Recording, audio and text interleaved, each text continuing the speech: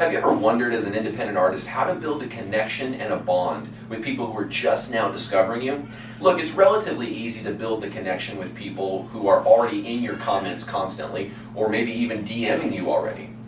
It's easy to kind of get them connected because they're already connected. They already know and like you. But what about the people who just now discover you? Is there a way that we've actually been making it more difficult for those people to build a bond with us? And what if there was only really a couple shifts that you needed to make in your music business that would guarantee that the people that come and engage with you have a higher chance of building that bond with you? So in today's video, I want to break that down for you. I want to share with you just 3 techniques that you can start utilizing in your music business to start building that bond with people who just now discover you, right? The new fans, the new blood that comes into your music business. So stay locked in as we go deeper now on this topic. So the first thing that we need to understand is the model of how most musicians are operating in the music business is completely backwards. So let me elaborate on that a little bit. A lot of us grew up in the music industry, one that doesn't exist anymore. But a part of that music industry that doesn't exist anymore is the insistence on Coca-Cola-like branding, meaning labels would invest thousands, if not $1 million, into an artist for marketing purposes, right? They would sit there and plaster them everywhere that the eye could see. And every situation that you saw this artist was in a position where it was making the artist look cool, or it was making the artist look, it had this authority bias and this authority and credibility because they're, working with Gucci or whatever it is, right? So that's not how the current music business works, and that's especially not how it works for independent DIY artists, because unless you've got $1 billion and have been around for 100 years, then sure, you can market like Coca-Cola, but unless you're doing that, then we have to take a bit of a different strategy, okay? So instead of having this very artist-centric, ego-centric, persona-centric music business, I believe that the best DI artists have actually cultivated a fan-centric music business. So let me elaborate what that actually means. We don't focus on trying to be cool. You're not trying to be cool. Tyler, the Creator, once said, if you try to be too cool, you're going to freeze to death. I had another comment from one of my viewers named Ross who said, don't worry about being cool, be warm.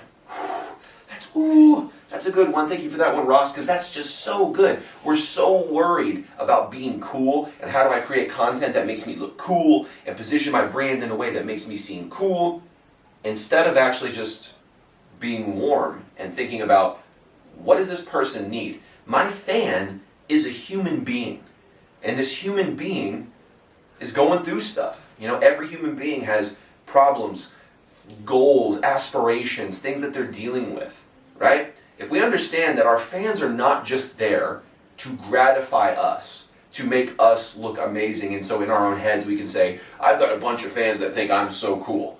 The reason we go out and do this is we set this up for them so that we can be a place of retreat for our fans. Our fans can escape the world and come into our world, because our world is set up in a way that actually cares about them. You see what I'm saying? This is sort of the Steve Wynn. He's a guy who basically built modern Las Vegas. His approach to hospitality and customer service is completely unmatched. And that's a lot of the stuff that I think a lot of musicians would do well to understand. They think about people who build hotels. They're like, what does that have to do with being a musician? Or how could I even relate to that? But if you look at how Steve treats not only his employees, but he treats the customers that go to his hotels, you start to see where the magic is. You start to see where musicians can utilize this stuff, where you make the fans, no matter where they come from, no matter if they're GA or VIP, you make them feel like luxury. You make them feel seen. Steve is one of those people that I think should be more in the conversation when we talk about how should we treat our music business and how should we be more fan-centric. You look at what Steve did to everything in the hotel was designed to enhance the experience of the fan, not to walk into the hotel and there's a giant golden statue of Steve in the lobby and then there's pictures of Steve all over the wall. That's kind of like what we do in our music business, isn't it? Yeah, like if your music business was a hotel, if I walked into the hotel, would I just see plastered pictures of you and statues of you every single direction I look? Or would you have your music business set up in a way that if I walked through the front door as if it was a hotel, I just felt welcomed, I felt comfortable, I felt like I was about to have a good time? Which would you rather have? I would rather have the second one. I'd rather have that Steve Wynn-like environment, that when people come to a show, it's not like, oh, here's the Dak show, or whoever, right? They come into the show like, wow, I just feel good being here. I feel excited to be here, and things just feel good. That doesn't happen when you're only focusing on making yourself look good, okay? So we need to set our music business up for our fans. That's the first thing that we really need to understand. And so hopefully you guys get what I'm talking about when I say that. Now the second thing that's extremely important is the stories that you tell. Here's how you build a bond. First of all, if your music business is set up in a way that's egotistical driven, you're going to repel people, right? So we've talked about that. We got to set it up in a way that attracts the right people. But now that they're like in the world, we can't just leave them there without anything. One of the things that we need to provide for them to help really deepen that bond are stories. Stories are the way to put a frame around your music, and that frame determines the context to which someone measures your music. We call that the ruler. What is the thing they're going to measure your music by? Okay, well, if you're listening to music on the radio, the measurement, the ruler is this a better song than the one I just heard? That's a tough ruler, especially if you're on the radio, you're back-to-back hits, and then when maybe a new artist song comes on, now the comparison bias starts to kick into the favor of the other artist, not the new artist who's on the radio, right? To them, it's like, oh, there's this brand new song that's being compared to Drake, Justin Bieber, Taylor Swift, and all the top, acts right now in the world.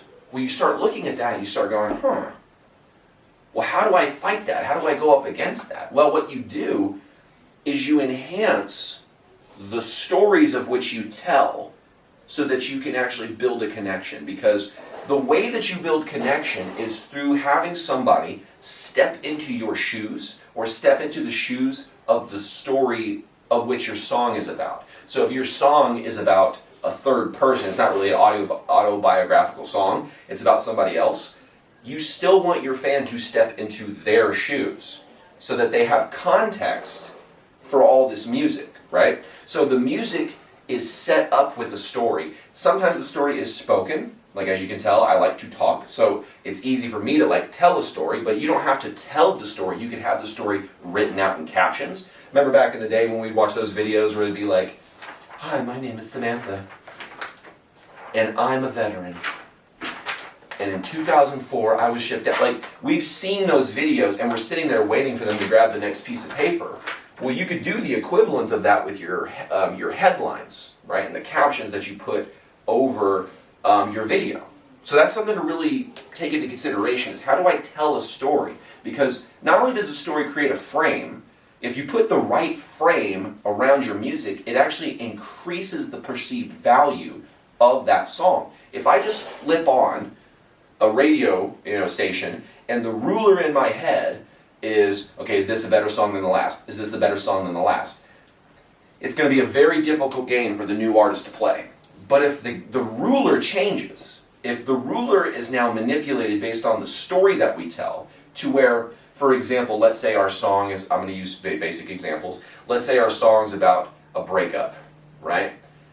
If you can tell that story before they hear the music, if you can tell the story that puts context to that, they will be more receptive to it. So if I ask questions like, you ever felt that pit in your stomach when you break up with someone or someone breaks up with you who you really loved and you just didn't see this coming? You know that feeling? They're going to be empathetic and they're going to go into that place in their brain where it's like, I do remember what that's like. And then once you play your music, now that the ruler is measured, like the proper ruler is placed to measure you by, of, man, how's this song going to make me feel about that breakup I had once? And then if your song has got the right emotional punch, boom, we got a winning 1-2 hook combo. You got the story that got them like, whoa, is this going to connect with me? And then the music connects with them, right? So the story and the music are like a little right-left jab that you can have for your audience. I know that's such an aggressive, I'm like, be fan-centric within my metaphors. So punch them in the face with your marketing. I know, it's okay. We all can get over that, I think. But the idea here, though, is that people connect through stories. The stories can change the measurement of the song in their brain. They're going to sit there and measure it by different things based on what happens before they listen to the music. There's a great book by Robert Cialdini called Persuasion. Now, I want you to think about this. This is insanely powerful how the human mind works. So there was this study done where they had someone go read a story from a stranger. A stranger goes, hey, we're doing this little survey thing. Could you just read this story and then tell me what you think about the characters in the story? Now, before this happened to each of the participants that were kind of unknowing in this experiment, what happened was there would be a person that comes up, and before they go and interact with the clipboard person who's got the story and everything, there would be another person who's in on the experiment who walks up with, let's say, a cold cup of coffee. I know it's probably not as bright pink as my Brahms cup, but they come up to you before you get to this story person with a cold cup of coffee, and then you hold it, and they're like, can you hold this for a second while I tie my shoe? Or whatever. And so they tie their shoe, and then thank you so much. They grab the cold coffee, and they walk away. Well, then they did that with probably 20, 50 people. And then they had another person who was in on the experiment, and he came in, and he had hot coffee. Same exact thing, though. Right before they get to the clipboard with the story, the person comes up and goes, I'm so sorry, can you hold this for a second while I tie my shoe? They hold the hot coffee, they tie their shoe, they take the hot coffee back and say, thank you so much, boom. Now, you would think, what the hell is this even about? I don't know why I went to Sebastian Maniscalco mode. What is this even talking about? But what happened in this is so powerful. It's absolutely it makes my mind go how are we like this? Okay, so what happened was, each of those two situations happened. You would have some group of people that got the cold coffee before they read the story, and some people that got the warm coffee before they read the story. The people who got the cold coffee described the characters in this story. Both people got the same story, mind you. The people who got the cold coffee described the characters in the story as cold and uncaring.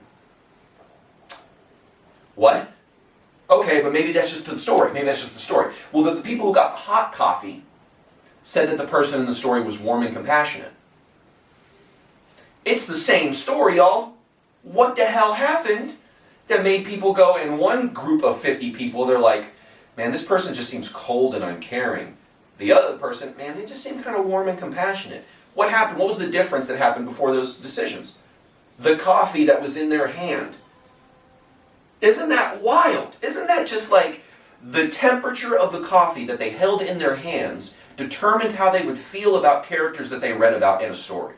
That is how powerful a pre-frame is. And that's why the book is called Persuasion. It's talking about all these things that affect our decision-making before we get to that moment of actually making the decision. And so they did another experiment with a furniture store where they saw, they had two landing pages, and so they drove 50% of people to one landing page, 50% of people to the other landing page. Right? They click the same ad, it just takes them to two different places. They call that a split test, right?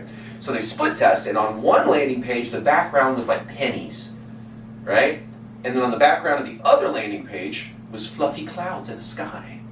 Okay, the people that went to the money landing page, whenever they got to the store through the landing page, what do you think that they were focused on? Price.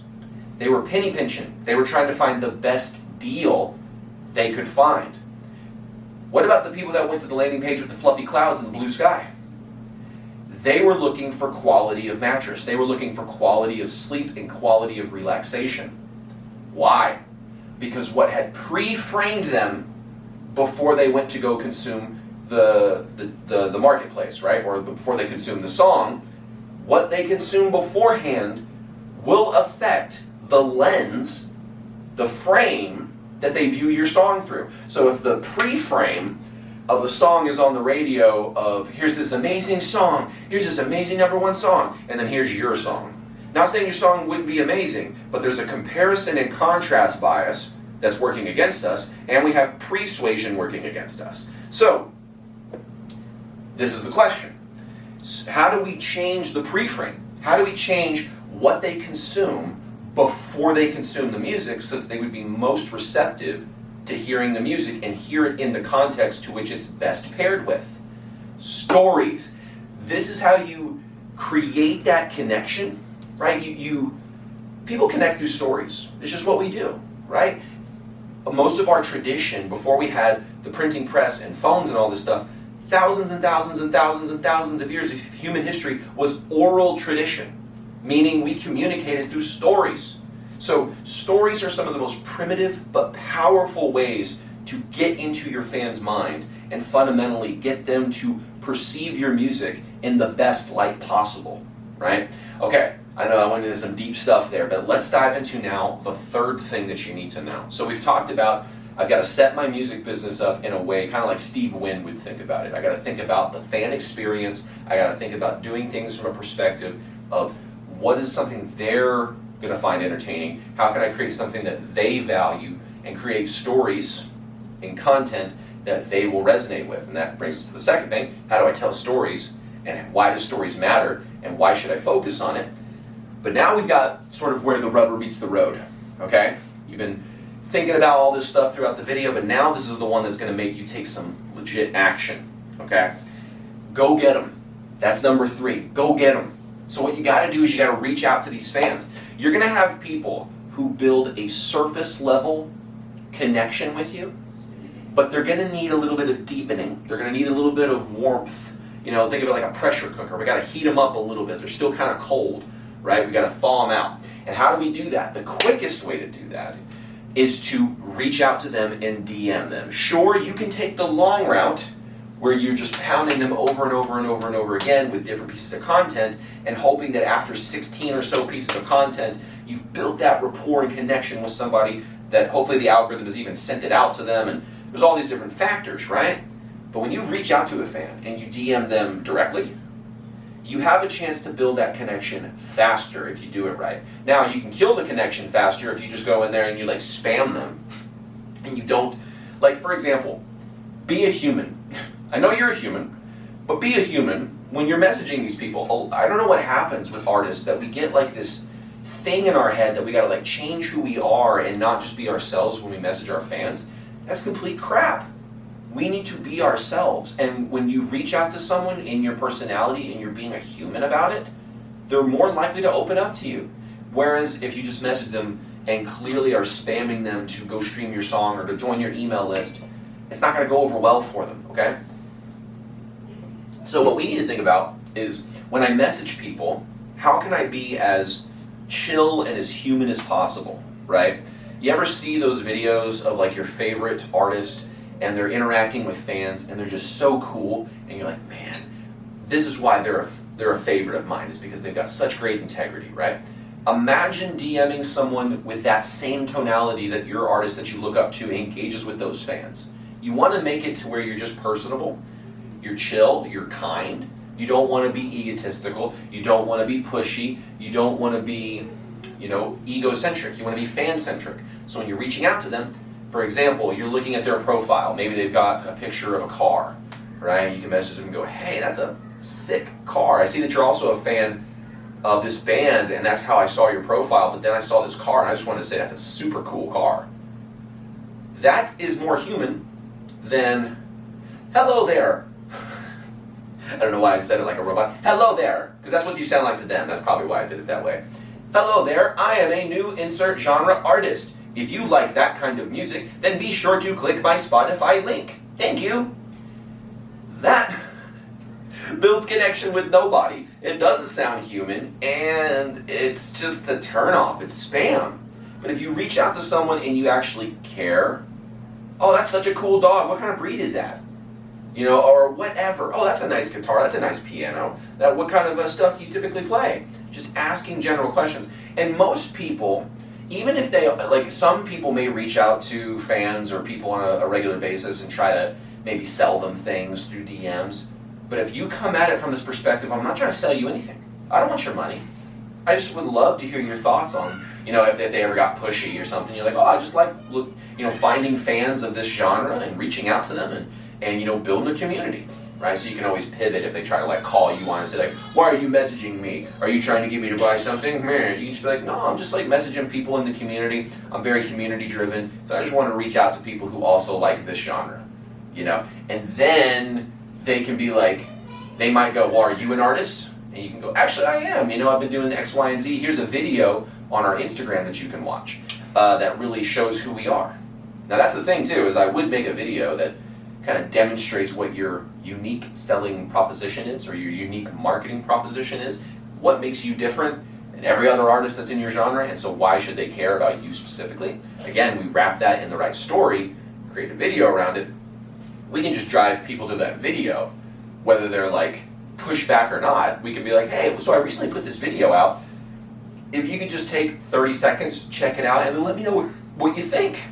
I would really appreciate it. Some people will immediately watch that video and be like, I'm a fan, I love what you're doing. Some people watch that video and go, oh, that's cool, but maybe not respond to your message. So you can respond to them and go, hey, did you like the video? I'd love to know your thoughts on it. And then they'll give you their thoughts. And so now you're keeping that rapport going, you're keeping the conversation going. But you gotta be a human, and you gotta reach out to people. That's the fastest way to do this. Sure, take the long route if you'd like, where you just post constantly and hope that that audience builds bit by bit by bit by bit, and that rapport builds bit by bit by bit by bit. Or you could just go reach out to them and solidify the rapport. Here's another way that you can do that. So many people think that, especially with AI now, that anybody that messages them is basically a bot. So if you can take a picture of yourself, just kind of like you're doing the peace sign, if you want to do the ducklet, you can do that too if you want. Take a selfie of yourself, and then say hi, right? Or maybe that's the second message to show that you're actually a human being. Another way of doing that that's really easy, especially with like the people who are cold but they're getting warm, send them a voice memo. Hey John, thanks for watching the video. I really appreciate it, man. Have you been listening for a while, or is this like one of the first few videos you've ever seen from me? You just drop one of those voice memos in there. They know it's you. It doesn't sound like AI. You took the time to actually send them a personal voice message. All that stuff is building rapport, building connection faster than if you tried to rely on the typical 17 touches of marketing, where they need to get 17 little exposure points to our brand to actually start to build that connection and affinity. You can take the long route if you want, but I recommend just go get them. Whoop that trick, get them. No, I'm just kidding. Sorry. I watched too many Hustle and Flow clips last night before I went to bed on TikTok. So make sure that, by the way, you in this conversation, you drive some kind of call to action.